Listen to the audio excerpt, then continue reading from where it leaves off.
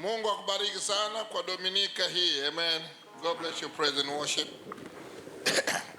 Team. Hii ni Dominika iliyo njema ya tarehe 18. Bado Mungu anabaki kuwa Yawe. Haleluya. Yeye ni Yawe. Jina la Bwana libarikiwe. Na mimi nafurahi sana kuweko Aprili 18 kuweko tena nyumbani mwa nani? Nyumbani mwa Bwana. Na leo inataka nizungumzie mavazi 10 ya neema. Sema mavazi 10 ya neema. Mavazi 10 ya neema. The 10 garments of grace. Hiyo ni kitu kimoja kikuu uzuri sana kuweza kujua kwamba iko neema ambayo Mungu anaiweka katikati yetu. Jina la Bwana libarikiwe. Amen. Amesema mavazi 10 ya neema.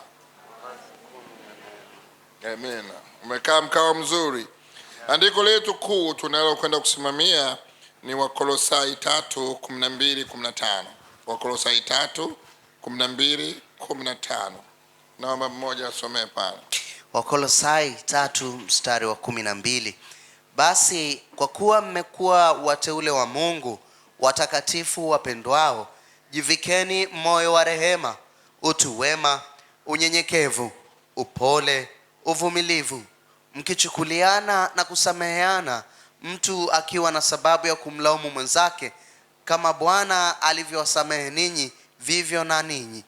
Zaidi ya hayo yote, jivikeni upendo, ndio kifungo cha ukamilifu. Na amani ya Kristo iamue mioyoni mwenu, ndiyo mlioitiwa katika mwili mmoja, tena iweni watu wa shukrani. Jina la Bwana libarikiwe. Nimebarikiwa sana na huo mstari wa 12 na 13. Tukianza na huo, anza basi kwa kuwa mmekuwa wateule wa Mungu, watakatifu wapendwao. Mwambie ni yako ubarikiwe mtakatifu. Anza basi kwa kuwa mmekuwa wateule wa Mungu, watakatifu wapendwao. Ni jina kubwa sana hilo. Amen. Ukienda kwenye hizo ofisi za kisiasa unakuta diwani, unaita mheshimiwa diwani, mheshimiwa fulani, mheshimiwa fulani. Lakini majina hayo hayana nguvu zaidi. Lenye nguvu ni mtakatifu. Na uwezo ukalibeba wakati mwingine hilo mpaka umelifanania. Unaona kuna wakati mwingine unaweza ukatembea unacheka mwenyewe njiani. Hivi kwani nimeokoka mimi? Baadaye unamshukuru Mungu tu, unaendelea mpambia. Mimi nimeshawahi kunitokea kipindi fulani, unatembea hivi, unaangalia unavyoendelea mpaka jina la Bwana libarikiwe. Haleluya. Yani you condemn yourself. Amen. Lakini hapa kwa kuwa mmekuwa wateule wa Mungu, watakatifu wanaopendwa. Yani wewe ni zaidi ya mteule. Ndio maana umepewa sifa ya mtakatifu. Na watu wengi sana mara nyingi hata kwenye haya mahitaji yetu ambayo tunahitaji ya kawaida, wakati mwingine tunaona kama mambo yetu hayaendi vizuri, ni kwa sababu tunavunja miiko ambayo inatakiwa sisi tuishi kwayo. Lakini hakuna mtu yeyote ambaye anaishi katika miiko Mungu asimbariki. Kwa maana Mungu mwenyewe anasema, ninatembea katika njia ya haki, nimtafute mwenye haki ili nimpe nini? Haki yake. Na sisi mara nyingi watu tunapenda sana mistari ambayo ya kutiwa moyo. Tana na mhubiri tu amekaa anavyojua, hata mwenyewe maombi hana, lakini ana maneno mengi sana ya kutia nini moyo. Oh haleluya, haleluya, Mungu atakwenda kubariki. Yes. Niliona kama kuna kivuli fulani kinakuvuta, ndio maana hela upate. Ninakwambia hivi, toka corona mwaka jana mpaka leo hela haipo. Yaani unajaribu kuangalia, nilikuwa nikiongea juzi na wakazi wa Arusha, mzunguko wa hela Arusha umekuwa ni nini? Ni mdogo sana. Kwa sababu wale kule wanategemea sana utalii. Wanategemea nini? Utalii pamoja na biashara. Sasa ukuta biashara inakuwa ni ngumu kwa sababu Kenya kuna lockdown. Umenielewa hapo? Alafu wakati huo sasa ukija kuangalia tena Serengeti, Ngorongoro, watalii wafanya nini? Shughuli zile change dola 10 ngapi zote zimefanya nini? Zimepungua. Watu wote wamepita kama walokole wapole. Haleluya. Na hata wale walikuwa ambao hawajui kuweka budget sasa wanaweka budget vizuri nini? Vizuri sana. Yaani lazima uelewe, unapokutana na mzunguko mgumu wa hela, kabla hujasema ni pepo, kwanza study maisha jinsi nini yalivyo. Uwezo ukasema bana sasa pepo limeingilia bana, hela naona sina na kila kitu sina. Kwani vyanzo vyako vya mapato ni vipi? Angalia vyanzo, na utakuta kwenye vyanzo vile, unaona kutokana na hii hali ya corona nayo imefanya nini, imesumbua. Hofu zimekuwa ziko nyingi sana, umenielewa bwana? Lakini naona kama hofu zinapungua, maana barakoa hamvai tena. Naona kama hofu inafanya nini, inapungua. Lakini huko anasema kuna stage number 3 inakuja, na hiyo stage number 3 sasa haitupigi wazee, inapiga vijana na watoto. Ndivyo wanavyosema au nimekosea? Sasa sijui hili corona ni pepo au vipi. Manake number 1 wanasema wazee hivi na hivi, ndio maana vijana wengi walikuwa wanajimwamba fai ovyo. Sasa hiyo wanasema inayokuja hii inapiga vijana na watoto, na mimi na hamu ya kuiona hiyo stage 3. Hata alafu hawasemi stage zinakwenda mpaka nini, mpaka ngapi.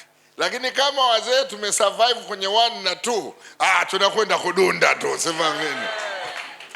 Yaani kuna vitu unafahamu, hili corona limeisha fika kipindi ambacho limevuruga wasomi, limevuruga madaktari, wamekaa katika pia jamu, na vipimo vyenyewe mpaka vimejivuruga yenyewe. Ukipima papai lina corona na nasi halina. Sasa unakuta kuna vurugu hata kwa wanasayansi wenyewe. Lakini all in all, sema amina. Mwenye haki wangu ataishi kwa nini? Kwa imani. Lolote mtakalomwomba Baba kwa jina langu, Bwana atafanya nini? Atatenda. Kuna watu huko wanachomwa chanjo hizo, lakini wengine wamechanja zimewaharibu wenyewe. Wanasema zimeumuka. Yaani imekuwa kama amira, unachanja siku 2-3 alafu damu inaganda yenyewe ndani humo. Hofu tupu zimeingia watu. Lakini wana amani nyingi waipendayo sheria ya nani? Ya Bwana. Lakini kizungumzia kwenye masuala ya mzunguko wa kiuchumi, sema amina. Unakumbuka Mungu anasema usitegemee akili zako nini mwenyewe, usitegemee akili zako mwenyewe. Kwa sababu hata ukija kwenye masuala ya hospitali, watu kwa wanasema huko Ulaya wapi ndio kuzuri, lakini jinsi corona lilivyowatikisa ndio maana wengine huko wakaenda kwenye nyungu. Yani confusion. Lakini by grace tutakwenda kuishi. Ni vizuri, Biblia inasema kumcha Bwana ndio chanzo cha nini? Cha maarifa. Sasa hapa anazungumzia basi kwa kuwa mmekuwa wateule wa Mungu, alafu sio wateule tu, watakatifu, alafu wanaopendwa. Mwambie nako unapendwa na Mungu. Yaani pamoja na ukorofi wako ulionayo bado Mungu anakupenda. Jipigie makofi. Yeah. Sisi tumepandishwa sana. Hata mimi nitafurahi kama siku mkiniona msavea mtakatifu Maboya, nitaona raha sana. Amen. Nitaona raha kwa sababu sio kama nimejimwamba fai. No, ndivyo nilivyo. Wakorosai anasema kwamba mimi ni mtakatifu. Lakini kama una michanganyo kitu hilo jina utaanza kucheka. Mtakatifu Maboya. Maana tunaelewa michanganyo ulionayo. Wewe bwana, wewe zamani usinitanie bwana, hapana, ndivyo ilivyo. Sisi ni wateule. Hata kuna vitabia, sema amina, vya watakatifu ambao ni wateule, ambao hiyo ni mbolea ya kukuinua wewe kiuchumi. Itakuinua vizuri sana kiuchumi. Hebu nitajie pa.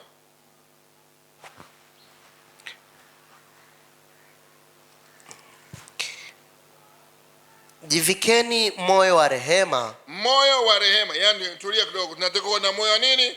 Wa rehema. Unakumbuka Biblia inasema heri wenye rehema na watapata nini? Rehema. Usitegemee kwamba utapewa rehema wakati wewe hautoi rehema. Na hivi ni vitu ambavyo vimefanya watakatifu wengi sana kwamba bwana nimeomba sana ngoma. Issue ya wewe kupewa msaada na Mungu ile kati sio maombi unayoomba. Kwa sababu hata shetani naye anaomba na anaamini na kutetemeka, lakini hapewi kitu nini chochote kwa sababu ameshindwa kuliishi neno. Hebu sema rehema. Endelea tena. Utu wema. Unyenyekevu. Unyenyekevu. Upole. Uvumilivu. Hapa penye unyenyekevu uangalie sana. Usichukue ile hali ya Kihaya au Kinyakyusa au Kingoni, unakuta mtu akifika mnasimama namna hii. Ile ni mila, sema amina. Ni utamaduni, ule si unyenyekevu. Unaweza ukapiga magoti na bado ukaua mtu usiku, kwa sababu ile ni culture. Amen.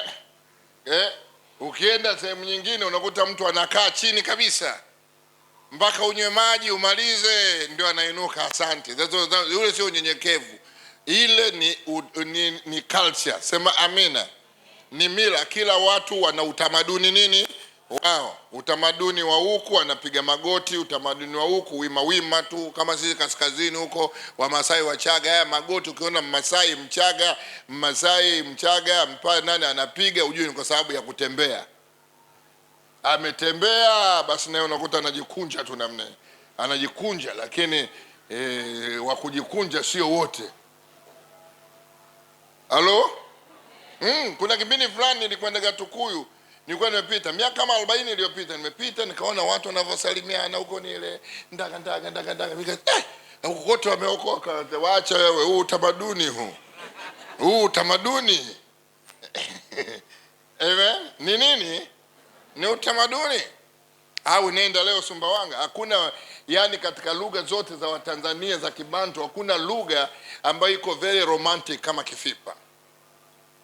Yani ukisikia wanaongea unaona raha tu, poso tatatai tukalesa hivi. Yani unaona jinsi inavyoyumba namna hii. Inavyoyumba mpaka mwenyewe anasema jamani watoto wapole, lakini ukisikia ushuhuda unanyama chini. Unaambia hao wanaweza katoka kuanzia Sumbawanga mpaka Mozambiki kwa dakika 2. Mimi nimesikia lakini mimi sijayaona, sema amina. Sijayaona, ninaona ni watu ambao wako very polite, very loving, umenielewa bana? Na ukipita wanasalimiana vizuri kabisa, hawagombani na mtu yoyote. Yani unayoyasikia sio yaliyoko kule, na lugha yao iko very romantic. Hilo kape wewe wacha wale wanaruka wale.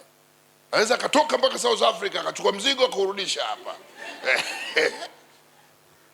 Sijui unanielewa? Sasa kuna vitu tunaita ni utamaduni. Sijui umenielewa? Yani culture ya watu jinsi nini? Jinsi alivyo. Hata wazungu unakuta kama wana mpenzi wake anampelekea maua. Mimi sijajua rangi za maua zilivyo, lakini kuna maua anampa ya kuonyesha kwamba wewe ni wa nini? Wa kwangu. Lakini wale unachukua anatoa maua asubuhi, jioni ana divorce. Umenielewa hapo? Sasa ile ni culture. Sio ni kitu ambacho kipo tukimejikalia mahali pale. Hivi naongea na mtu hapo. Sasa tuacheni na culture, tuacheni na matamaduni, tuangalie Biblia inasema nini. Kwa sababu sisi wote hapa, uwe Mchaga, Mmasai, Mngoni, Mgindo, Makonde, Malaba, sijui nani, wote sisi tunaunganishwa katika Biblia. Yani Biblia ndio inatuweka sisi kuwa pamoja hapa. Biblia inamiliki culture zetu zote.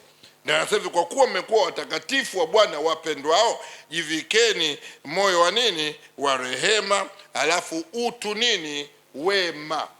Amen. Kuna utu wema, kuna uvumilivu, alafu kuna kusamehe. Labda nizungumze juu ya utu wema na uvumilivu. Hivi vitu uweze kuviangalia sana. Utu wema, alafu uvumilivu, fadhila ni vitu tofauti. Na hapa ndipo watu wengi sana huwa wanachanganya utu wema, sijui uvumilivu, fadhila, upendo, yote wanachanganya, ni upendo tu. Mimi nikikuletea wewe chakula ukala, sema amina, na njaa yako ikaondoka, ule sio upendo, ule ni utu. Mtu mwema huwa anatoa chakula. Nikikupa nguo wewe sio upendo, ile ni utu. Hata kama una mchumba wako kaunulia saa hivi na hivi, usichanganye saa na nini na upendo. Upendo ni kitu kingine. Upendo usitiri wingi wa nini? Wa makosa. Mchumba wako utajua na upendo ni wakati umemuudhi, alafu nasema I love you, asireact. Lakini akireact hana upendo. Zile saa alizokupa sijui simu ni kwa ajili ya fadhila.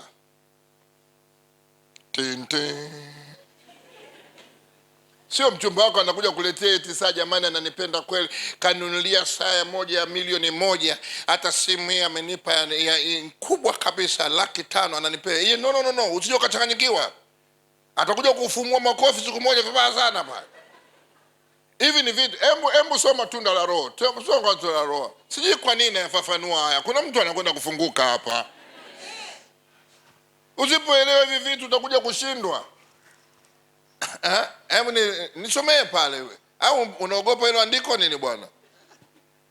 Wagalatia 5:22. Wagalatia 5:22. Lakini tunda la Roho ni upendo, furaha, amani, uvumilivu, utu wema, fadhili, uaminifu, upole, kiasi. Juu ya mambo kama hayo hakuna sheria. Unaona, tunda la Roho ni upendo, furaha, amani, uvumilivu, upole, alafu na maizena kiasi. Juu ya mambo, yani self control. Hata kama unampenda mtu kabisa, lazima uwe na self control. Unakuwa na kitu kinaitwa nini? Kiasi. Ukienda mazima tu ya maisha. Ndio pale unakuta binti anampenda kijana, mchaka anakosa kiasi, anaenda mazima. Anasema amina. Nasikia kajifungua jana. Ameenda mazima. Sasa vema uende mazima na yule mtu akukubali. Lakini kama naye kichwa chake kibovu kama wewe, sasa anakuambia sijui, sasa ndio unajikuta unapakata mwenyewe. Lazima kuwe na kitu kinaitwa self nini? Control. Yaani unapenda, alafu inafika 80 tu unaizima watichu. Inabakia pale. Kwa nini inabaki ile tu ya kwenda beach, kwenda kuogelea, kwenda wapi, unakula samaki, pizza, 20 umeminya. Umeminya. Kumbe mnanielewa nini? Si mnanipigia makofi. Kwa sababu usipokuwa na hiyo self control, unaweza kujiingiza kwenye hali ngumu sana, na wengi wamekuja kupata matatizo kwa sababu wamekosa kitu kinaitwa nini? Kiasi. Kwa maana hata upendo, uvumilivu nini unamilikiwa na nini? Na kiasi. Na kiasi mimi naliheshimu sana hilo tunda kuliko vitu vingine nini? Vyote. Yaani unakwenda vizuri, sema amen, unakula chipsi, unakwenda hivi, kila kitu, taa zote ruka. Na hizi barabara zinapendeza usiku kwenye maflyover na gari. Unacheka mpaka mbinguni hivi. Ikifika 80 unaizimia pale nywi. Kuna kuwa na kitu kinaitwa nini? Kiasi. Kwa sababu mimi sipingi, ni kwamba kabisa hilo ni chaguo lako, na huyo ni Mungu mwenyewe, na upendo ule ni genuine, but you have to control it. Na hii kukosa kiasi ndio inasumbua. Na uwezi ukajua kwamba upendo, kama nilivyosema hivi, upendo sio mtu kukupa samaki, akupa chakula, akupa nini, ili tunaita ni utu nini? Wema. Mtu yote aliye mwema. Mtu yoyote aliye mwema anagawa tu hivyo vitu. Ndio maana unakuta asilimia karibu 30 ya Tanzania tunavaa mitumba. Kwa sababu wale wazungu ni wema sana. Akivaa kidogo, akionyeshwa picha za Waafrika wana shida, my goodness, wanatoa. Umesikia bwana? Wanatoa zile nguo. Sisi tunazivaa. Sijui unanielewa? Ile ni utu wema, sio kama anatupenda. Siku mkimuuzi tu huko anawashughulikia. Wewe ukoona vita vya Iraq vile. Ndege za Marekani zinakwenda vizuri kabisa, zinagawa vyakula angani. Hamkusikia wanatupia mpaka chakula? Yaani usiku mchana wanatumia chakula usiku wanafanya nini? Wanakung'uta. Sasa ile kumpa mtu chakula ni utu nini? Wema. Na ndio maana wanaume wengine wanakuwa na matatizo. Huyu mwanamke ana upendo, mimi nampenda sana, namnunulia, nimempa chakula, nimempa nguo, nimempa nini, watoto nasomesha, tena nimemnunulia na gari. Hivyo vyote sio upendo. Hiyo ni fadhila na utu nini? Anavitakiwa kuwa kwenye record. Kwenye record ya upendo ni kitu kimoja. Amekuuzi alafu unayafunika. Maana kazi ya upendo ni kufunika nini? Makosa. Na kama hujaumizwa alafu ukafunika, bado hujaenda kwenye practical ya upendo. Na kueleza ukweli tu, sikuonei uvivu, ili uweze kuelewa. Usichanganye huo wema unapowasaidia ndugu zako eti ninawapenda sana. No, ni wakati watakapokuudhi. Yaani umempa mtoto ada apeleke, alafu ada yote ameila njiani, alafu sasa ulifunike. Usimwambie wewe mbwa, huna akili, mjinga, ondoka kabisa, nenda huko kwenu. Upendo si masiara. Mtu yote mwenye upendo unaweza kukuta kwamba hata kupumua kwake kunakuwa shida. kwa sababu ameumizwa moyo. Na unafahamu ukiumizwa moyo huwezi ukala chai ya maziwa. Chai ya maziwa ni nzito, supu nayo ni nini? Ni nzito. Sana sana utapata maji tena ya baridi. Umesikia? Habari gani? Hatujambo. Wazima mnende? Atuko salama. Asante. Unaendelea na issue hiyo. Ukiona umefikia hapo tu usiseme umevamiwa na pepo. Hiyo ni power of love. Kwa sababu hiyo kupumua ovyo huwa inaondokaga tu ukiwa unajua kutukana. Mtu amekuuzi na unamtoka mpaka matusi ya nguoni, huwezi ukapumua. Lakini kama mtu amekuumiza alafu ukajika ndani alafu ukamwachia ukabeba, lazima utapumua tu. Mnaendelea? Tuko vizuri kabisa vijana wajambo. Tuko vizuri kabisa jamani, mbarikiwa, asante.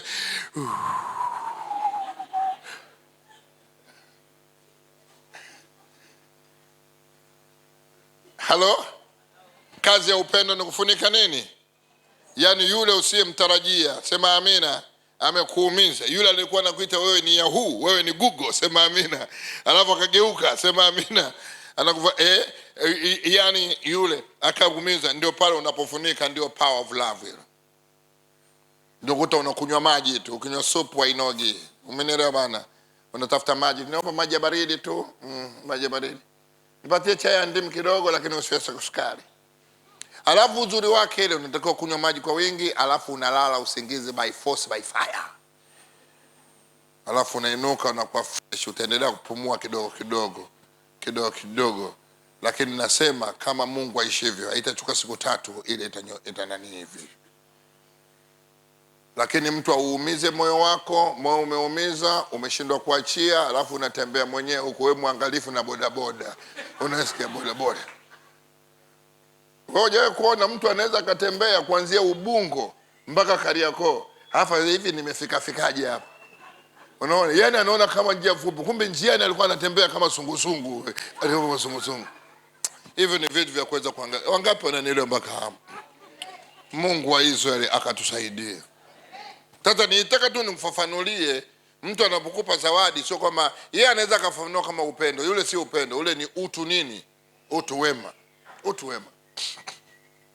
Ndio maana kwa mabinti zetu wadogo wa shuleni hapa, anakutana na mtu anasema ananipenda sana hivi na hivi. Alafu ghafla tu akimwambia kwamba bana nimepoteza siku zangu, yule kijana anaruka mpaka jamani unasema uongo. Ndio akili inafanya nini? Inafunguka pale. Na we kama unampenda mtu hauwezi ukamfanyia hiana. Jambo lolote lile ambalo unajua hili litamuumiza huyu mtu au litaharibu hatima yake, usilitende. Biblia inasema usichotaka wewe kutendewa usimtendee nini? Mwingine. Hata kwa sababu upendo, furaha, amani, uvumilivu, utu wema, fadhila, uaminifu, pole, kiasi ni mafundisho ambayo huwa yako very rare, huwa yafundishwe. Na bahati mbaya na sisi mitume na manabii, maandiko haya tupende sana kufundisha kwa sababu hayaleti sadaka. Unamfundisha mtu sijui uwe mtakatifu, uwe na upendo, Mungu atakuwa pamoja na wewe, hivi na hivi. Haya maandiko hayavuti. Inabidi unatoa maandiko, haleluya, naona Mungu anakwenda kutembea katikati yenu leo. Yesu Kristo alipotaka kumkamata akatoka katikati yao. Nasema ya kwamba katika shida ulionayo utapita katikati. Na hata kama kutegea utapita katikati. Yeye anataka kukuvutia shati hivi, atajikuta anaanguka mwenyewe. Aliyokuchimbia shimo atachumbukia nini mwenyewe. Hata unazungumza mambo ambayo yanakamatana na akili za watu mmoja. Kila mmoja ana yake hapa, kila mmoja ana yake. Au kusema kwamba nimekuombea sana usiku wa kuamkia, wakati wa giza nene, wakati wanadamu wote wamelala. Hiyo yote ni kupambiza tu, umesikia? Yaani anakupa msamiati utadhani mwanasheria, sema amina. Maana kuna lugha za sheria na kuna lugha za kawaida na kuna lugha za mamuma, sema amina. Alafu ziko lugha nyingine za wafanyabiashara. Sasa anakujia na lugha. Wakati nilipolala, wakati wa usingizi mnene, wakati watu wote wamesimama na sauti za ndege hazisikiki, Ndipo Bwana alipokuja upande huu, yani anavyokuvuta mpaka unaona hapa ni Mungu ameingia katikati. Alafu ndipo nilipoelezwa kwamba kuna kitu kikawa kama kinakuvuta nyuma. Nikaangalia vizuri, nikaona chupa imedondoka, na ndani ya chupa lile kuna makaratasi yameandikwa jina lako limefungwa. Ndio maana biashara yako haendi vizuri. Wewe biashara, kuna corona, kuna mambo mengi, fanya utafiti. Fanya mambo ya utafiti. Basi nilipofunga namna ile, ndio maana unaona mwenzako hakupendi. Hizi vurugu za ndoa Mungu alizielewa miaka mingi tu. Miaka mingi. Ndio maana akaweka kwamba enyi waume wapendeni wake zenu, enyi wake wa nini. Alikuwa anajua hapo kuna vagi, sema amina. Ndio maana anamwambia mwanamume, hata kama kuna issue yoyote, you need to love, lazima umpende nani? Mkeo. Funika makosa. Akosea mara moja, msamehe mara 7. Mara 7, 7 mara 70. Sema amina. Yaani mtu anaambiwa samehe mara 490. Wanafunzi wanasema kama ni hivyo ili kutokoa, alafu na Yesu akakauka. Maana yake iwe hivyo. Maana yake uwezo kalipindua neno la nani? Neno la Mungu. Hivi mnanena nachosema hapa? Kwa nini mpaka Mungu anasema enyi waume msiwe na uchungu wa wake nini? Msionee uchungu wake nini? Si alikuwa anaelewa hayo mambo ya enyi wazazi msiwachokoze wa nini? Watoto. Mpaka Mungu anasema, si anajua hiyo ipo? Enyi watoto watiini wa nani? Wazazi wenu. Si anajua nini hiyo ipo? Sasa hakuna kitu kigeni hapa. Wewe unachotakiwa usome maandiko, alafu angalia kupitia maandiko nitachomokea wapi. Lakini ukienda hii kusema ya kwamba bana siku hizi naona mambo yangu hayaendi vizuri, itakwenda hivyo hivyo. Mshahara wako unajulikana ni 400,000 kwa mwezi, na hali ya kiuchumi inakwenda hivi, wewe lazima utakuwa na shida ya hela. Na bado kuna extended family wa kijijini ambao wanahitaji msaada kutoka kwako. Hivi tunaelewana hapa? Useme hali mbaya, lazima kichwa chako kifanye kazi. Umpende Bwana Mungu wako kwa moyo wako wote, nguvu zako zote, na akili zako nini? Akili zote usiziache dormant.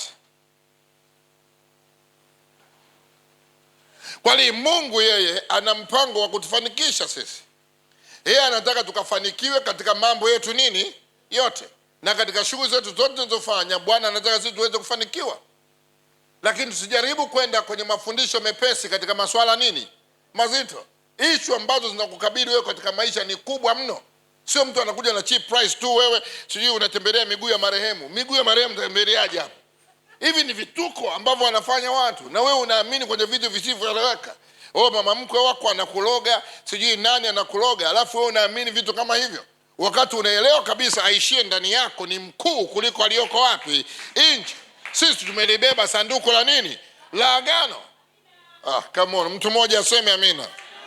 Lazima ifike kipindi uelewe maandiko, ishi kwenye uzuri na utaua, alafu uone kama Mungu hata kuelekeza moyo. Uone kama Mungu hata kusaidia kwenye mambo yako yote. Mawazo ya Mungu anayokuwazia wewe ni mema na kukupa tumaini katika siku zako za nini? Za mwisho. Kwa hiyo lazima tuweze kuwa na hivi vitabia, tubadilishe hizi tabia mbovu tuziondoe. Unyenyekevu ni kitu kimoja muhimu nini? Sana. Sio unakuwa mbabe tu, alafu siku ukiona karibu unaoa ndio unafanya mnyenyekevu ili uchangiwe harusi. Ile ni mbaya sana. Unaona? Yaani wewe watu wote wanakuona huko very rude. Wanakuona huko very rude. Majibu yako ajabu tu. Na hiyo sababu umetangaziwa uchumba hivyo, ndio siku hizi kila mmoja unamsalimia tu. Unamsalimia. Unataka kumdanganya nani? Lazima uwe mnyenyekevu, sema amina. Ng'ombe anakula kwa urefu wa nini? Wa kamba yake. Jina urefu wa nini? Wa kamba. Be good. Jaribu uwe mtu mwema. Alafu wale watu wanavutwa na ule mwenendo nini? Mwenendo wako. Lakini watu wanakuelewa jinsi ulivyo. Alafu unaanza kuwa mpole tu. Imetangazwa uchumba nitamuoa fulani. Unakuwa vizuri, alafu smart ndio unaanza kwenda kwa kinyozi kunyoa. Watu wanaelewa. Wanaelewa hivyo vitu vya kuweza kuangalia, kwa sababu uwezo ukatumia cheap psychology. Jitahidi uwe mtu nini? Mtu mwema, na utayaona mambo yakiwa mazuri. Sema amina. Kwa hiyo kuna kitu kinaitwa uvumilivu, alafu kuna ile forbearance one another, yani kuchukuliana sisi kwa sisi. Kuna vitu vingine unajaribu tu kuviachia tu, alafu unaachia nature ifanye kazi. lakini Mungu wetu yeye ni mwaminifu. Sisi ni wateule watakatifu tunao nini? Pendwa. Na kuna vitu lazima tuweze kuviachia. Hatuwezi kuishi kwenye maisha ya nyuma. No. Hatuwezi kuishi vile. Ni sawa sawa na shule. Unakuta kwamba kuna shule ya chekechea na kuna shule za primary, alafu kuna sekondari, kuna high school, alafu unaweza ukaenda mbele zaidi ukafika huko chuo kikuu. Amen.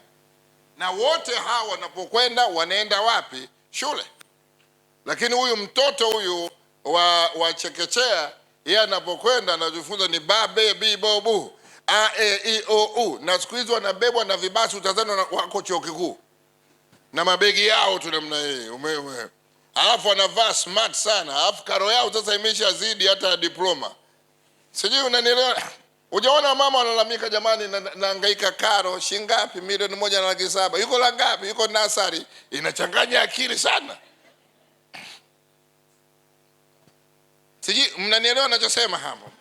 Lakini huyu anajifunza a e i o u, ba be bi bo bu, na kwa huyu mtoto hiyo ni elimu kubwa nini? Kubwa sana. Lakini unapotoka pale na kuendelea mbele, utakuta mambo yanafanya nini? Yanabadilika. Na kadiri unavyokwenda mbele yanazidi kubadilika zaidi.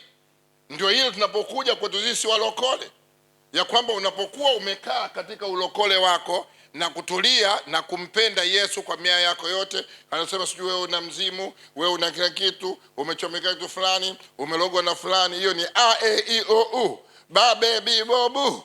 Lakini ukikaa ndani ya Yesu Kristo na kuliishi neno lake na ukawa jinsi ulivyo, hiyo a e i o u inaondoka, wewe unakuwa ni mtu wa kubarikiwa tu. Lakini kama unahitaji deliverance kila siku, ina maana liko tatizo, wewe umekataa kupanda darasa. Hebu nikuulize swali moja. Ayubu aliwekewa mikono na nani ili aondoke kwenye shida alizokuwa nazo? Nitajie aliyemwombea Ayubu ni nani?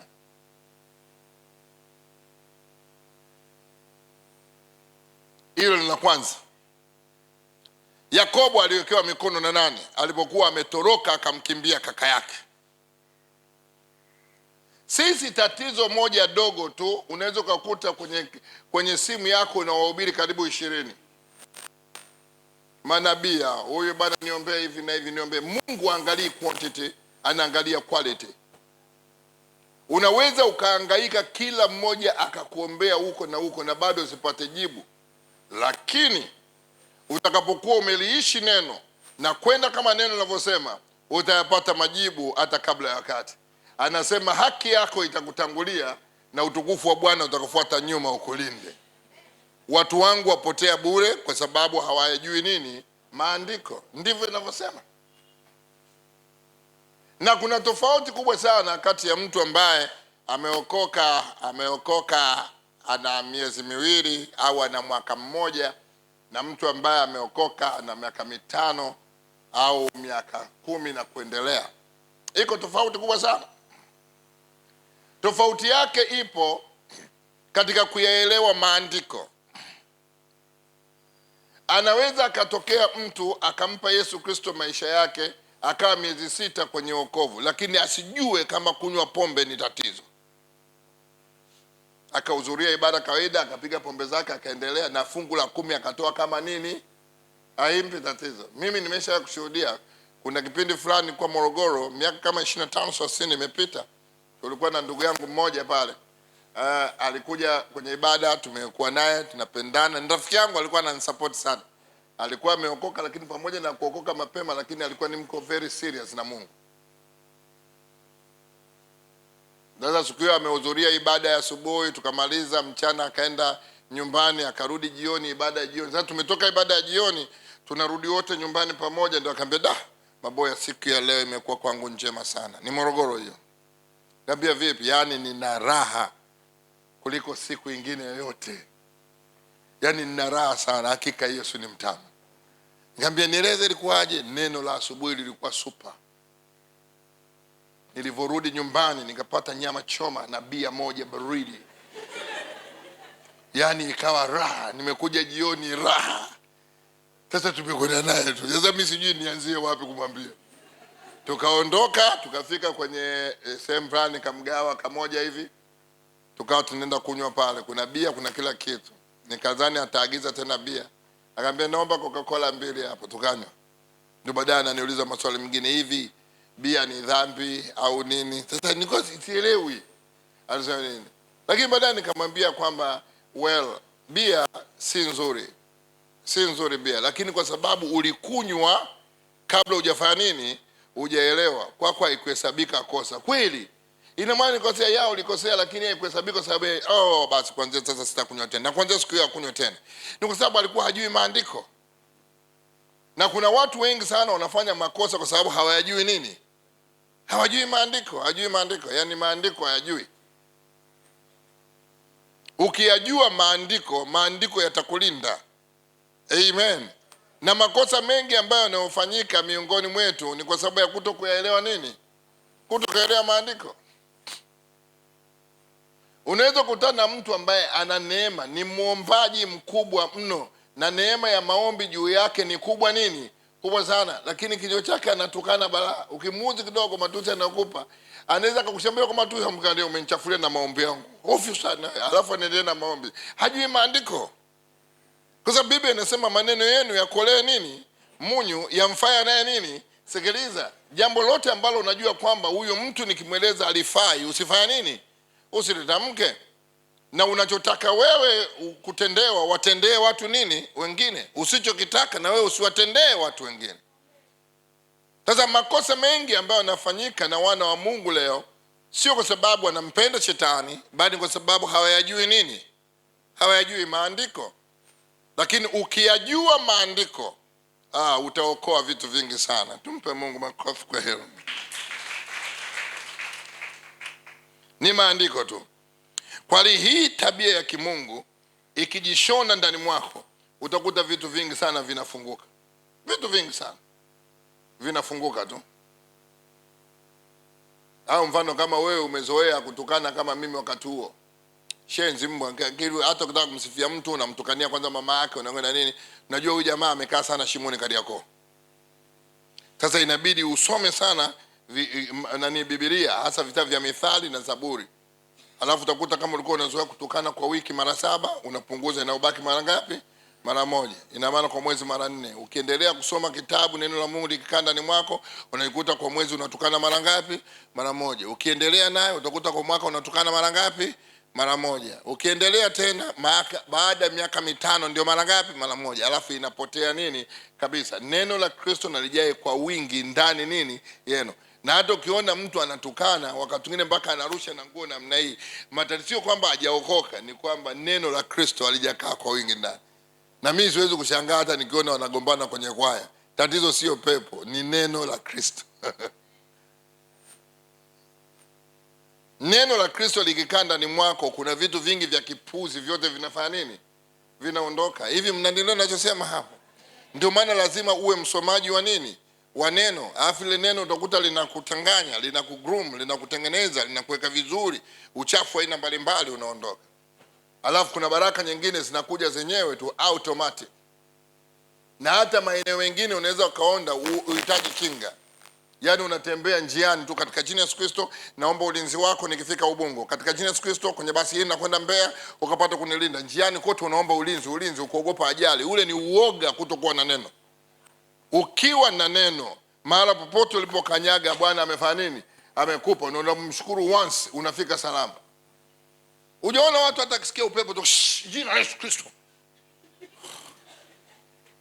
Hallelujah. Naona kuna pepo upande. Hapana, usifanye vitu kama hivyo. Usafi ndani yako una nguvu kubwa sana ya kuweza kukuimarisha wewe. Na watu wengi sana huwa wanashindwa kwenye maisha kwa sababu ya ile guilt consciousness. Mioyo yetu isipotuhukumu tunao ujasiri. Unayo habari kuna wengine wanaogopa hata kupita makaburini. Akifika tu namna anaona nywele zote zinasimama namna hiyo. Inakuwa kama wale marehemu wanapanda juu. Lakini kwa sababu gani? Ya kutokuelewa maandiko. Kutokuelewa. Tena hata kama ukitaka sehemu ya utulivu, Unaona kama watu wanakusumbua sumbua mitaani kwa sababu ya mazingira ya nyumba tunazokaa, wewe nenda tu makaburini na Biblia yako, kaa pale, utasoma vizuri kabisa, hakuna mtu ataingilia. Kwanza kila atakayekuona atakuheshimu, hakuna atakusumbua. Utafanya Bible study yako nzuri tu. Na mnielewi inasema nini hapo? Amani iwe kwenu. Nasema amani iwe kwenu. Kwa hiyo unaweza kukuta hivyo. Na sasa kuna vitu ambavyo sisi vya kuvifanya. Amen. What has changed since you came into grace? Ni nini ambacho kimebadilika mpaka ulipokuja kwenye neema hii? Ndio tunakuja kwenye ile wa Korinto wa pili mstari wa 5 na ile sura ya 17. Tunaweza kuona kwamba kitu kilichobadilika. Sema amen. Wewe sio mtu wa kawaida. Mungu akakupe neema. Sema amen. Na hivi vitu hivi vya hasira hivi umesikia bana, alafu uongo, alafu matukano, alafu nini vile vile uongo, matukano, uovu, ni vitu ambavyo vinazuia mafanikio yako. Alafu unakuja mtu mwingine anasingizia tu, unafahamu bibi alinitamkia vibaya, nakuja wewe bibi alishafariki huko, maneno yake yalikuwa na nguvu gani ya kunasa? Wakati Mungu anakuambia kila utakapokanyaga nimefanya nini? Nimekupa. Lazima ubebe haki zako za kimsingi. Moyo wako ukiwa clean, mambo yako yote yanakuwa super. Korinto wa pili 5:17, hata imekuwa mtu akiwa ndani ya Kristo amekuwa kiumbe kipya, ya kale yamepita, tazama yamekuwa mapya. Ya kale yamefanya nini? Na usikubali kabisa shetani akukumbushe mambo ya nini? Ya kale. Kwa maana hakuna mtu katikati yetu alikuwa salama.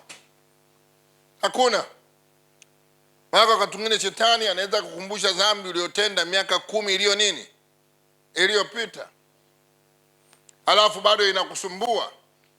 Ndio maana anatufungua kwamba ya kale yamefanya nini? Yamepita. Ya kale yamefanya nini? Yamepita. Kama siku moja, ni miaka kama 5 iliyopita, nikutana na binti mmoja, akaniambia mchungaji, naomba uniombee. Nimeombewa sana hii. Nikamwambia nini uombewa? Nilifanyaga makosa huko nilipokuwa high school, alafu nikawa nimetoa mimba na nini. Sasa naona ile sauti ya mtoto inanililia. Ndio maana naona mambo yangu hayaendi nini? Hayaendi vizuri. Nikamsikiliza, ngambia okay. Tangu lini? Ina miaka 5 inanisumbua. Nikamwambia umeshawahi kuombewa? Nimeombewa, deliverance nimeombewa, lakini haitoki. Nikamwambia wewe mwenyewe huna akili. Sema amen. Kwa sababu ni wewe unayakumbuka yale ya zamani. Mtu akiwa ndani ya Kristo amekuwa kiumbe nini? Kiumbe kipya, ya kale yamenini? Yamepita. Nikamwambia sasa nieleze toka ulipoweka uamuzi maisha yako nini? Yako mazuri. Nikamwambia mshukuru Mungu wewe ni kiumbe kipya. Andiko hilo baada ya kumpa akasahau kila kitu. Ni kwa sababu ya kutokuelewa nini? Dhambi moja anatubu miaka 8. Kweli hapo kuna toba hapo?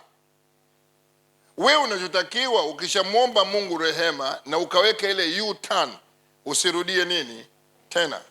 Ndio maana anasema ya kale ya nini? Yamepita. Sasa tazama kwa mapya. Ndio maana anasema itoweni miili yenu iwe dhabihu iliyo hai, takatifu ya kumpendeza Mungu. Ndio ibada yenu yenye nini? Maana wala msiwatishe namna ya dunia hii. Nisomee pale Warumi ile 12:1-2. Usikubali kabisa kuhukumiwa na vitu vya nyuma. Yaani mhubiri anakuja na kazana, sema. Mimi ndio nimepewa upako kuliko mtu yote Dar es Salaam. Zungumza maovu yako yote. Wewe ulishatubu, ngoma imeisha ile. Unajiumbua tu. Sema amina. Alafu baadaye anakuambia wengine hapa ninajua mambo yao, nitawalipua sasa hivi. Nione kesho kutwa hapa. Unajikuta uko umekuwa ovyo kwa sababu umeshindwa kuelewa ya kwamba mtu akiwa ndani ya Kristo Yesu amekuwa kiumbe nini? Kiumbe kipya. Nisomee pale. Basi ndugu zangu, na wasii kwa huruma zake Mungu, itoeni miili yenu iwe dhabihu iliyo hai, takatifu ya kumpendeza Mungu, ndiyo ibada yenu yenye maana. Wala msifuatishe namna ya dunia hii, bali mgeuzwe kwa kufanywa upya nia zenu, mpate kujua katika mapenzi ya Mungu yaliyo mema, ya kumpendeza na ukamilifu. Amen. Renewing of your mind. Na hivi unaweza kuona ni vipengele vidogo kabisa, lakini unaweza ukakuta kwamba vinaweza vikakutesa, ukajikuta unaumia kwa sababu akili yako imepigwa. Ni sawasawa na mtu siku zote alikuwa anatembea vizuri tu, alafu amekwenda hapo Amana hospitali, amepimwa, ameambia bwana, wewe damu yako sio nzuri, una ukimwi. Alafu kichwa chote inavurugika, anaambia Manzese, kwa heri. Kwa heri. Kwa nini ukuaga huko nyuma? Si kwa sababu ulikuwa huna taarifa. Usikubali taarifa yoyote ambayo inaleta negative kwenye brain yako. Sema amina. Na usikubali any condemnation ambayo itakayokuja dhidi yako wewe kwa yale mambo yaliyopita.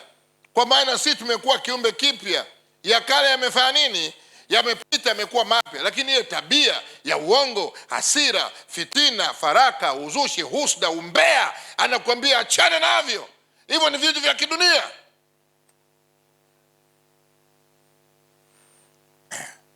Amen. Sasa mimi nikuuliza kwamba mimi nakuja nabii hapo, alafu namwangalia binti yangu hapa, namchukua na miaka 40, alafu namwambia kwamba naona kwenye ulimwengu wa roho kuna dhambi ulitenda ulipokuwa na miaka 22. Ndio, japo ulitubu lakini ile toba ikufika. Yeye ni Yesu. Wakati tunajua damu ya Yesu inamaliza, lazima uwe na confidence. Sema amina. Ila confidence wewe unashindwa kuwa nayo kwa maana hauna ujasiri. Nabii anasema mioyo yetu ikituhukumu hatuna nini? Ujasiri. Ndio ile unaangukia kwenye mikono ya mahafidhina sasa. Na hao mahafidhina wao hawafundishagi neno. Kumfundisha mtu akue ili apate utajiri wake, no. Kaambia tu utajiri wako uko mikononi mwangu mimi. Tena leo hii utaniota ili kusubisha hili. Na pepo linafanya kazi, ukaa tu unamuona maboya huyu. Hata mwisho wake unakuta unatembea kabisa hivi, Mungu wa maboya nisaidie hivi na hivi. Yaani umesha kuwa brainwashed, kichwa chako kimevurugwa. Nataka uelewe nguvu ya msalaba. Alafu nataka uelewe Mungu anakupenda sana. Hakuna uganga wala uchawi katika nani? Israeli. Wewe weka U-turn. Acha haya matabia ya ajabu, hasira, uongo na nini, fitna. Sisi ni watakatifu. Sisi ni wanani? Unaweza ukawa muombaji mzuri sana, lakini kama ni mtu mwenye hasira, mwenye vitu vya ajabu, maombi yako yenyewe yanachafuka ovyo. Yanachafuka. Ninamuomba Mungu kwa ajili yako, akakufanyie wema na kukupa wepesi. Ninaomba Mungu ndani yako akapate kwenda kukubariki. Hizi ni tabia za asili, tunabii lazima tuzitupe. Tunaitoa miili yetu inakuwa dhabihu iliyo hai, ili tupate kujua mapenzi ya Mungu ya kumpendeza na ukamilifu. Hapo ndio tunakuja kwenye permissive will of God, acceptable will of God na perfect will of God. Permissive will of God ni yale ya kulazimisha. Unamlazimisha Mungu jambo hata kama hataki, mwisho wake anakuachia ikuchinje mwenyewe. Acceptable ni ile inakubalika. Unaweza ukaamua kabisa hapa sasa hivi binti yangu kaolewa na mganga wa kienyeji, inakubalika, lakini sio perfect. Si mmeo. Wewe utamzuia mtu penzi lake? Ni acceptable, inakubalika, ni mme wako, lakini itabidi umsaidie kupiga yale malimba yale. Wateja wakija uwasaidie.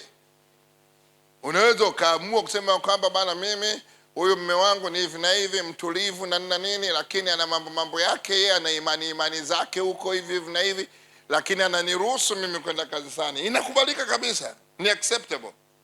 Kwa sababu kwanza inakuzuia usiwe mzinzi. Umenielewa hapo?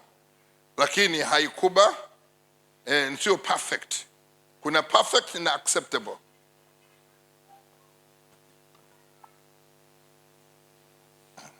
Amen.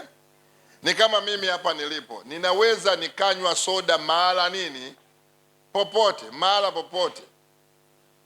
Nikaingia hata kwenye kasino, nikanywa soda, inakubalika.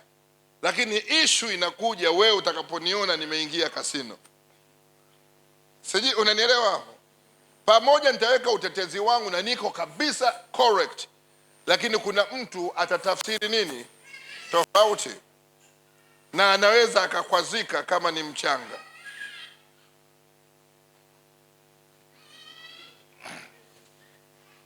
Kujisaidia ovyo njiani inakubalika, lakini ishu anapopita mtu ambaye anakuheshimu alafu anaona askofu anatoka amejisaidia hapo, haikubaliki. Yani sijui kama najaribu kutafuta mifano ya kukuweka vizuri, sema amine, ya kukuweka nini vizuri. Wewe hujaona watu wengine, yani ameamka asubuhi amekimbia anapanda basi ya Kilimanjaro, yani amepanda hapo siku hizi sijui Ubungo sijui wapi, nichukue Ubungo, sema amina, kapanda Kilimanjaro hapo Shekilango, gari imeondoka haijafika Mbezi hapo, simamisha nijisaidie. Hivi kuna akili hapo? Yani unaweza kaona kabisa kuna vitu vingine havifanya nini, yani huyu wala hakujiandaa, ukujua nenda kwenye basi. Na kwa nini? Yani ina maana hata kuoga asubuhi ajua hajafanya nini, hajaoga. Maana angeoga angejisaidia.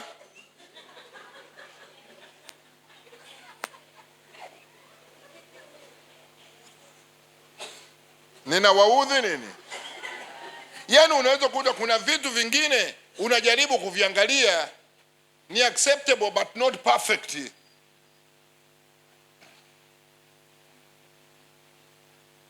Amen. Hata sisi tunatakiwa tufanye perfect will of God, mapenzi ya Mungu yaliyokamilika.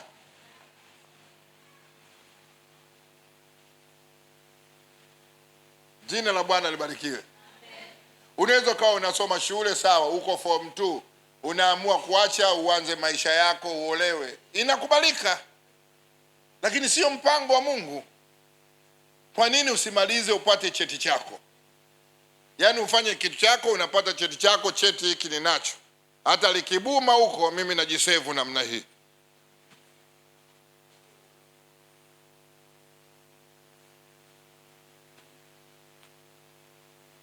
Sasa ukime una mawili, mnanielewa mnielewi?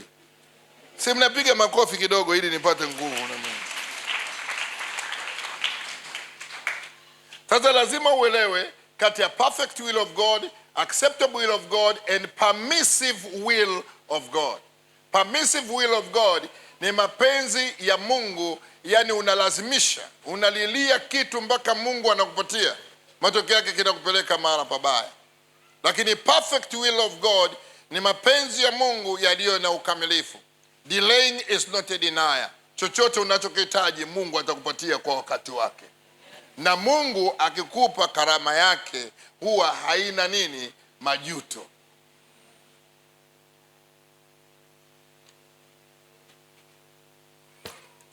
Kali mambo haya ya hasira na nini, badilisha hizo tabia, badilisha.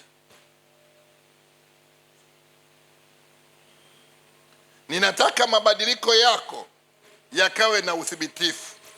Wazungu wanasema let the change be evidence.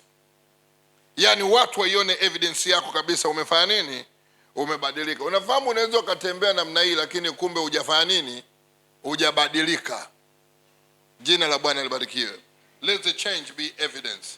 Watu watambue. Nisomee Matendo ya Mitume 4:13.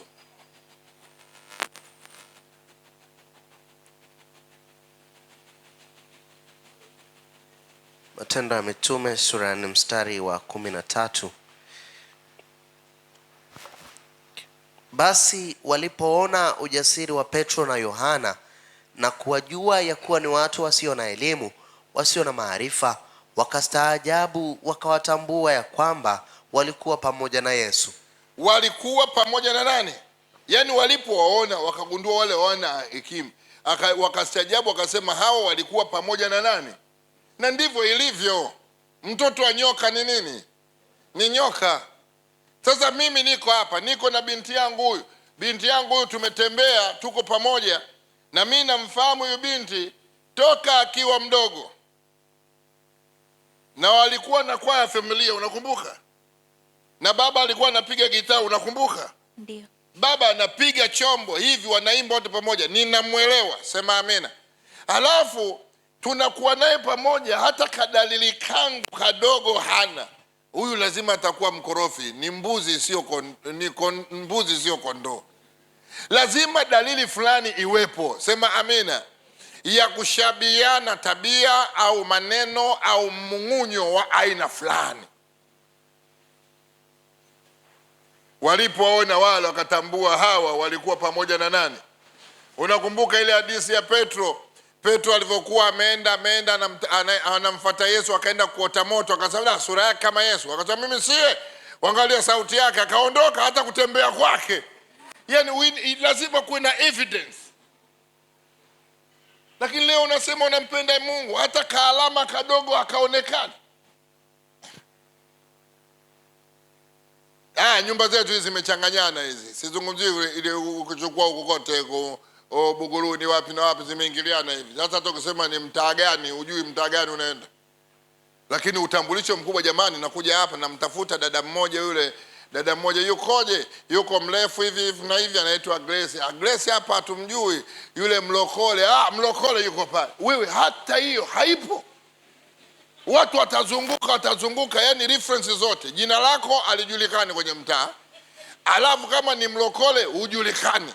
Lakini miaka ile yetu sisi tunaokoka, yani hata ukimtafuta mtu fulani, jamani namtafuta mama fulani hapo, yuko wapi yule mlokole? Nenda yule pale. Tena kwenye maombi sasa. Wewe hata kwenye mtaa hujulikani, uweze kuona ni hatari hiyo. Na ikitokea bahati wajue ile nyumba ni ile, una maana ya yule, mbona cheki bobu yule? Hapana, you must have a name. Lazima uwe na jina. Mtaani kwako wakujue, sema amina. Wewe ni born again. Uje kutana na mtu mwingine, pengine umefika hapo mjini hapo mtaa Samora, wewe uko pande huo. Bwana asifiwe. Unaona mtu watu wengine. Sasa kwa sababu anajua utamsalimia haraka, anakuvukia haraka, anakusalimia kidogo, amenibariki, alafu anaondoka. Na mimi kutana nao huwa napigaga ya nguvu, Bwana asifiwe. Huwa natoaga ya nguvu kabisa. Na anajibu tu amen. Niambia asifiwe. Amen. Watu wanatambua. Sasa usikutane na mimi njiani, napiga ya nguvu. Napiga ya nini? Ya nguvu. Kwa sababu huwezi ukajificha. Mimi mwenyewe nimeshajiona hapa nilivyo. Hata nikifika sehemu yoyote huwa najitambulisha tu nimeokoka, kwa sababu wananijua hata kabla hata nikipanda basi wanajua. Nikipanda wapi? Nilishangaa siku moja niko Kigali airport, nataka kupanda tu namna hii. Nimetulia, nimekaa muda mrefu, jamaa ambia bana nimekuona toka ukiwa na check mpaka hapa, wewe ni Pastor Maboya. Sasa hivi angalia mambo hayo. Unaenda uani chooni unakutana na mtu, Bwana asifiwe mtumishi. Sasa unashinda kuelewa. Sasa siku hizi mimi nimeamua kusema Bwana asifiwe. Kwa sababu kila sehemu unajulikana. Unapita unakutana na customer officer, unadhani wewe hakujui, kumbe anakukagua kila kitu, huko anajua kila kitu. Baadaye mtumishi mbarikiwe sana. Sasa unashindwa kuelewa. Sasa nimekuwa kama niko kwenye selo, sema amina. Mahala popote, siwezi nikajificha mahala nini? Mahala popote, siwezi nikajificha. Kuna mtu mmoja aliandika jana Mlimani City hapo, kulikuwa na harusi watu fulani, alafu nilikuwa nimesahau kadi. Yani nimepita pale mlangoni, hawajui ni, yani waliniachia hivyo, akajua huyu ni mwenye harusi, sema amina. Wakati msijulikane. Wengine wote wanakaguliwa nini? Kadi. Sijui unanielewa? Mimi nataka jina lako lijulikane. Yani wewe ujulikane ni nani. Hata kama utaki ujulikane ni hivi, lakini wakujue kabisa unatoka chuo cha manabii. Chuo ambacho kinazaa mitume na manabii. Chuo ambacho kinakwenda kuzaa watoto wa kiroho. Usifiche kitu kama hicho. Evidence lazima ionekane. Jina la Bwana libarikiwe. Ninakumbuka mwaka wa 77, mwishoni wa mwaka wa 77, nilikwenda chuo kimoja cha Biblia Arusha, kabla sijaenda Nairobi. Nilipofika pale, nimetokea Dar es Salaam hivyo, nikakutana na waombaji wa vijijini. Ndio hapo nikagundua kwamba kuna tofauti ya maombi ya mjini na wapi? Na vijijini. Sasa nikakutana na mtu mmoja, labda nitumie jina la ukoo, anaitwa Liza. Alikuwa kwenye maombi maombi yale ya mkesha, tulikuwa tunaomba, yeye alikuwa kwenye kona fulani na mimi nikaa kona fulani, tulikuwa wengi tu, na mimi kwa upande huu. Hapo baadaye nikawa nasikia kama ninalala usingizi. Ilipofika kwenye saa 8 ile nalala, asante sasa natulia. Lakini yule Liza alikuwa ninaomba mpaka kajaa Roho Mtakatifu, mpaka mimi namwangalia na mnasema jamani, kuna nini kinaendelea hapa? Hapo baadaye mimi nikaendelea kufanya nini? Kulala. Nikasikia sauti, maombi anayoomba yalinivuruga akili. Akasema, Mungu wangu ninakupenda, Mungu ninakupenda, wewe ni Jehova Shama, wewe ni Jehova Nisi, ninakupenda Mungu, sipendi kuikosa mbingu, sipendi kuikosa mbingu. Kama unajua kuna siku nitatenda dhambi nikaikosa mbingu, uniue mapema. Usingizi wangu wote ulifanya nini? Uliondoka. Nikasema kuna watu wanaomba maombi hayo duniani. Usingizi ulifanya nini? Uliondoka. Alafu ulivyoondoka nikarudia tena, nikamsikiliza vizuri, nikaifanya kama nimepiga magoti huku nafanya nini? Namsikiliza. Anasema, Jehova Shama, wewe ni Mungu wangu na Bwana wangu, wewe ni Alfa na Omega, wa kwanza na wa mwisho. Ninakushukuru kwa kuniokoa kwenye kabila lenye utamaduni mzito na kunifanya kuwa mtumishi wako. Lakini kama kuna siku nitakuacha na kuiacha neema yako, uniue. Nilishtuka, usingizi wote ukaondoka. Nikajua kuna maombi ya mjini na ya vijijini. Na ukweli, ushuhuda ulikuja ndani mwangu kabisa, huyu mtu ameokoka kikweli kweli, mimi sijaokoka. Sasa nikataka na mimi niokoke kweli kweli, nikaenda kona ya pili. Jehova Shama, nakushukuru kwa sababu ni Jehova, hakuna Mungu mwingine. Umenitoa Dar es Salaam kuja kujifunza utumishi hapa, nami vivyo hivyo. Kama unajua nitakutenda dhambi, nikashindwa. Nilishindwa. Nimejaribu mara 3, nilifanya nini? Nilishindwa. Ndio nikagundua wokovu wangu na wa yule Masai ni vitu nini tofauti kabisa. Wewe nenda kajaribu usiku wa leo, kajaribu, alafu mwambie Mungu niue, ndio utajua kwamba nilikuwa nahangaika nini. Niliomba kuanzia saa 9, usingizi wote ulikata, nilishindwa. Kesho yake hakukuwa na mkesha, lakini mwenyewe nilikwenda, najaribu kuvuka iko kiunzi hicho, najaribu kuvuka na kwenda kabisa. Sasa Bwana Mungu, nimetulia. Kama ninakupenda sana, lakini kama unajua nitakukosea, basi. Yaani kuvuka iko kikwazo. Ni baada ya miezi 2 ndio nikapata breakthrough, ndio nikagundua wokovu wangu una walakini. Yule jamaa alikuwa ameokoka kweli kweli.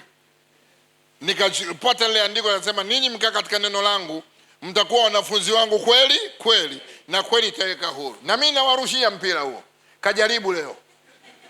Wewe piga magoti vizuri, tulia, alafu mwambie Mungu, ninakupenda sana, lakini kama unajua nitakutenda dhambi niue. Kajaribu leo. Nenda kajaribu ukiwa umetulia, ndio utaelewa kama mimi nilikuwa mwoga au vipi. Kwa sababu mimi nilikuja kugundua kuna vitu nilikuwa sijaachia. Sijui unanielewa? Hujawahi kukutana na mtu anakuambia, bwana usimseme mwenzako kwa kosa hili, na wewe unaweza ukafanya nini? Kosa. Sijui unanielewa? Yaani unajaribu kumlinda mtu in return, ili wewe akikufika akulinde. Haiendi namna hiyo. Mungu anaiangalia mbingu. Yule bwana nilimheshimu kuanzia siku hiyo. Tukawa tunaonana tu kwenye chakula tukila pamoja, naona huyu jamaa yuko karibu na Mungu kuliko mimi. Alafu kuna kipindi nilikuwa najiangalia mwenyewe, nacheka, hivi kweli nimeokoka mimi? Au yaani kuna wakati sijielewi kama nimeokoka au vipi. Baada ya apotelea mbali, ninajifunza neno la Mungu. Amen. Lakini nimegundua kuna watu wanamaanisha. Sasa nakupa mtihani huo, kaujaribu. Au inuka sasa hivi jaribu. Alafu mwambie Mungu, kama utajua hivi, maana yake unapoomba hivi kuna picha za watu zinakuja, uwafute. Sema amina. Ni hatari sana ile. Nikagundua kuna watu wako committed, ila mimi nilikuwa nahitaji deliverance. nahitaji deliverance. Mungu atusaidie sana. Amen. Kwani wewe hata utakapoona pengine wakati mwingine unampa mwenzako zawadi, mchumba wako unampa saa, unampa nini, simu na nini, hiyo sio upendo huo. Hiyo ni fadhila na utu nini? Wema. Mchumba yote mwema anakunulia mpaka tiketi ya kwenda Dubai. Lakini ambaye sio mwema ni baili. Sijui unanielewa hapo. Lakini upendo utaonekana wakati wa maudhi. Maudhi yanapotokea sasa, wale wengine wasiokuwa na upendo na it is over. I'm telling enough is enough, over. Zungumza kwa lugha ya mama yako ili tujue hiyo unayosema ni nini. I hate you. Unatoa wapi? Kwa nini usizungumze kwa lugha ya mama yako? Zungumza Kinyakyusa, Kisukuma, Kichaga, Kimakonde, Kihaya, tujue kweli. Kwa nini una copy vitu kwenye TV?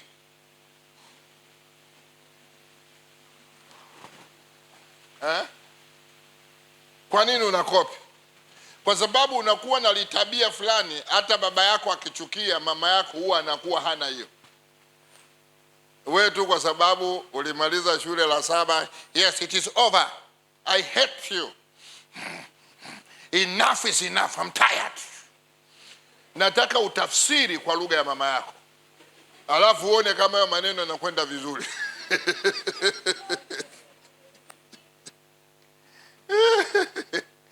Bwana asifiwe sana. Nakwambia kila lugha ina mizimu yake. Kila lugha ina nini? Ina mizimu yake. Alafu na kila lugha ina matumizi nini yake. Usije kama wale watu wengine unakuta anamshukuru Mungu asubuhi, asante Mungu kwa wema wako umenisaidia, alafu akiona mambo yaendi vizuri jioni anauliza, hivi wewe Mungu uko wapi? Mimi sikuelewi kabisa, usiponipa hiki na hiki mimi nakwambia sitaki wokovu. Kesho yake anasusa maombi, naacha wokovu. Alafu kesho kutwa yake anakutana na mhubiri Tony amekuja au Sikenga akihubiri, Mungu nisamehe, nilikuwa mjinga. Yaani unakuwa ni ovyo sana. Utafeli mitihani ovyo. Lazima uwe ni mtu mwenye msimamo. Amen. Katika hali zote ulizonazo, simama kwenye utauwa na utaona wema wa Bwana. Ayubu pamoja na yote aliyokumbana nayo na mali zake zote kuguswa, sema amina. Mali zake zote kufanya nini? Kuguswa na kuugua ugonjwa wa ajabu ambao leo tungesema kuna mchanganyiko wa corona. Umenielewa? Lakini alisema ninajua jambo moja, mtetezi wangu yuko hai. Yuko hai, sema amina. Na kilichomfanya Ayubu apewe majibu yake yote kwa haraka ni ule unyenyekevu na uadilifu wake mbele za nani? Mbele za Mungu. Sasa Mungu akuangalia wewe sio mwadilifu, hata aka kaneema uliko nako tu ni kwa sababu ya maombi ya watakatifu wengine yamekushikilia. Lazima ujitahidi wewe mwadilifu, alafu unakuwa na ile dhamira yako, confidence yako inakuwa kubwa. Maana Biblia inasema mioyo yetu isipotuhukumu tunao nini? Ujasiri. Ndio maana hata Mungu aliposema ninaliangamiza taifa la nani? La Israeli. Musa alienda mbele za Mungu kwa ujasiri, kama hutawasamehe hao futa na jina langu. Mungu akaahirisha. Wewe unao ujasiri huo?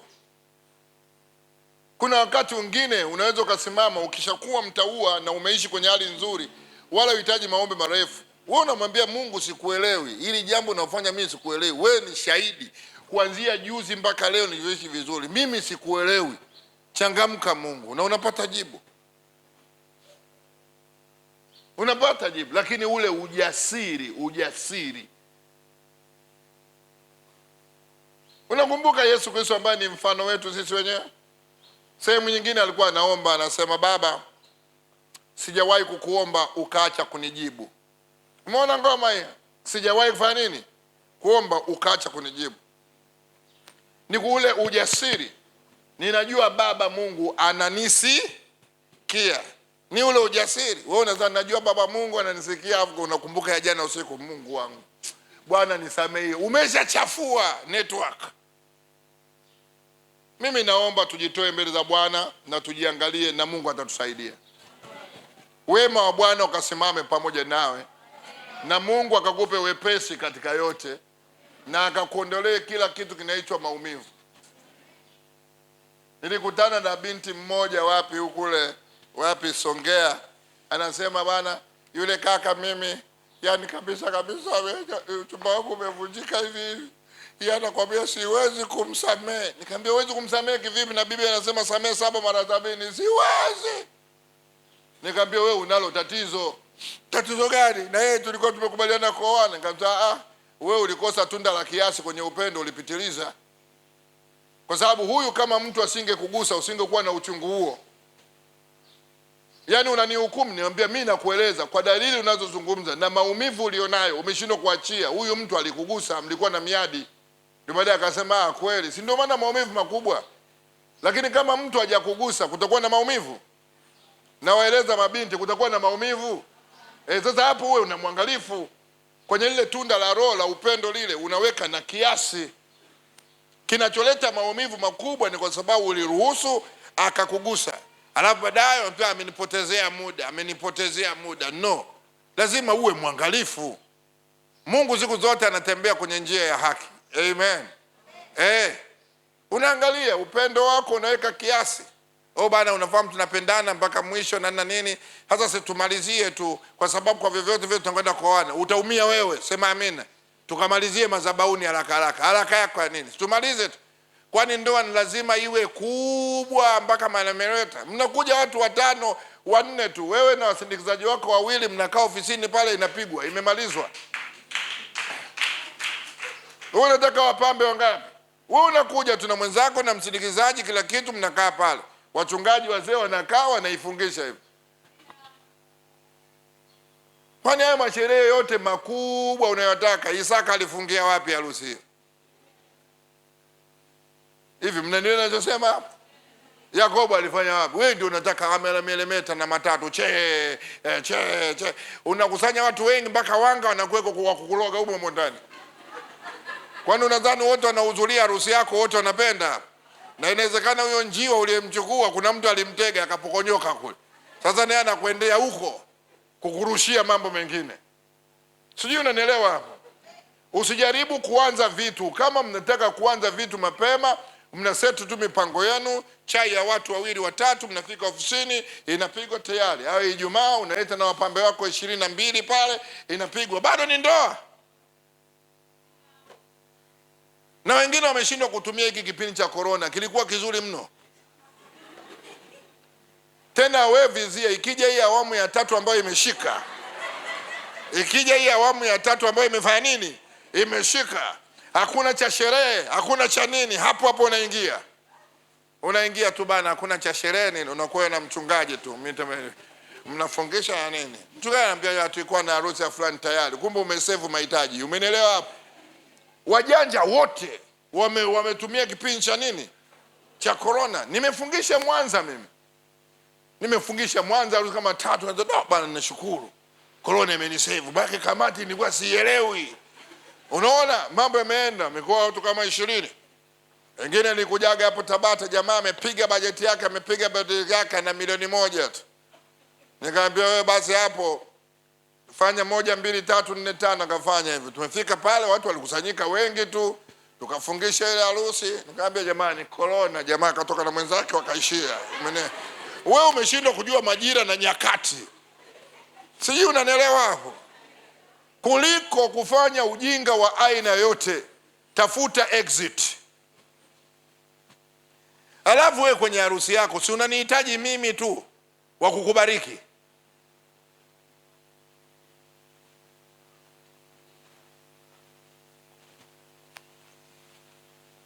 Sasa wewe unasema kamati. Sasa mwisho wake utaingiza kamati, alafu hiyo kamati wataingia mpaka na wapagani watachanga, na wapagani watakwambia hapa lazima konyagi iwepo. Nini? Si wamechanga wenyewe hela? Utakuwa na nguvu wewe ukishachangiwa. Sasa hii corona ya phase 3 inayokuja, changamkeni. Changamkeni. Wanasema haipo. Mimi nimesema tu changamka. Maana wewe ukiona kuna utata hivi unafungisha tu. Ni rahisi kuliko kufanya jambo lolote la kijinga. Yaani yoyote najaribu kukupa wepesi ili kuepuka kuivuruga nini? Dhamira. Manake Mungu anaweza akakupa mtu na yule mtu ukampenda kifo, sema amena. Lakini unaona mipango ya harusi pengine itahitaji mamilioni ya nini? Ya hela na nini? Chomekea hapa. Tintin. Naona vijana wanachekea moyoni. Sifurahi bwana, sema umetuokoa pastor. Hiyo inakuwa mzuri tu na Mungu akubariki sana. Ingawaje hakutakuwa na mapicha ya watu wengi, umenielewa? Kama mimi harusi yangu nilifunga kule, hata sijui kamera iko wapi. Kwa sababu ilikuwa na vituko kweli. Kwa sababu ile mpiga picha yule sijui alidaiwa nini, alibia nani, akakamatwa asubuhi ile akawa polisi. Wewe kwa polisi huko. Kwa nini mimi na Lindi mpiga picha alikuwa ni mtu huyu mmoja tu. Kamatwa polisi. Tunatafuta huko yuko lock up. Sijui unanielewa bwana. Kwa nini mimi sina kumbukumbu ya picha? Lakini najifariji kwa maana hata Ibrahim ilikuwa hivyo hivyo. Tulijaribu kwenda studio ya kupiga lakini ya studio haifanya nini? Hainogi, niliichana.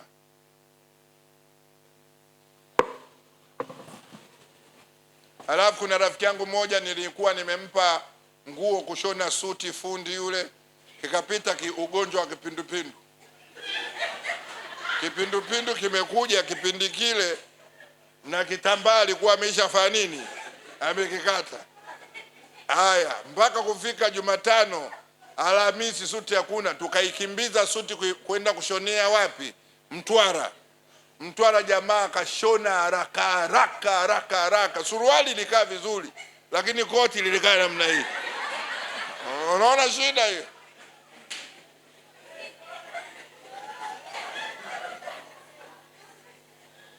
Wali mimi kitu nilichofanya pale, nilichukua koti nikaliweka wapi? Hapa. Kusingizia joto la Lindi, sema amina.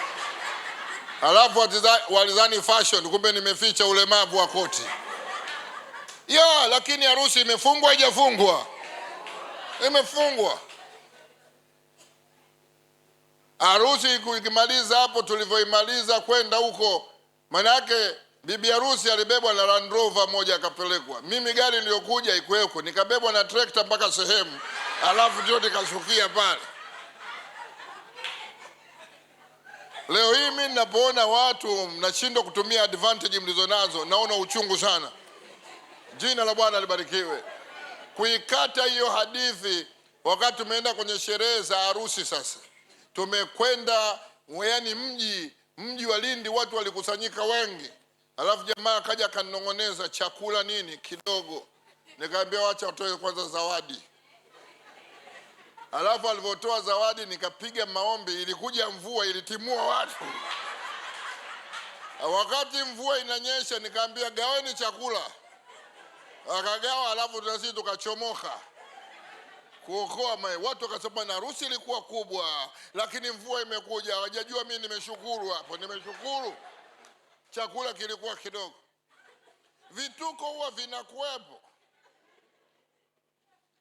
Kuna jamaa mmoja tulimtuma akanunue ng'ombe, akatoroka na hela ya ng'ombe, akaleta kuku mmoja.